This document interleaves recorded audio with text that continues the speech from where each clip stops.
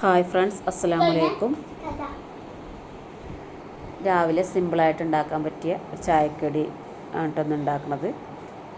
രാത്രി അരി കുതിർക്കാൻ വേണ്ടിയിട്ട് വെള്ളത്തിലിട്ട് വെക്കുക. രാവിലെ അരച്ച് അപ്പം തന്നെ ചുട്ടെടുക്കാൻ പറ്റിയ ഒരു ചായക്കടിയാണ് കേട്ടോ. രാവിലെ കുതിർത്ത് വെച്ച അരി മിക്സിയിലെ ജാറിലേക്ക് ഇട്ട് കൊടുക്കുക. 2-3 പിടി ചോറും ഒരു മുറി തേങ്ങ ചിരകിയതും ഇട്ട്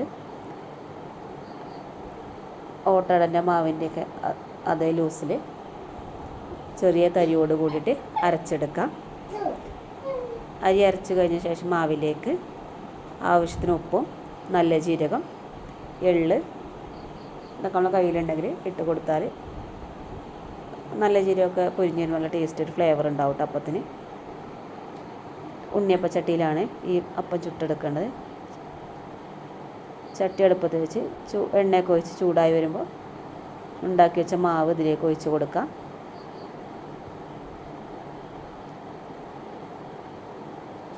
കറി, ചിക്കൻ കറി ഒക്കെ ഉണ്ടാക്കിയാൽ നല്ല ടേസ്റ്റ് ഉണ്ട് കഴിക്കാൻ. ഒരു കട്ടൻ്റെ ചായയുടെ കൂടെയും പാൽ ചായയുടെ കൂടെയൊക്കെ കറിയൊന്നും ഇല്ലാതെ കഴിക്കാൻ നല്ല ടേസ്റ്റാണ്.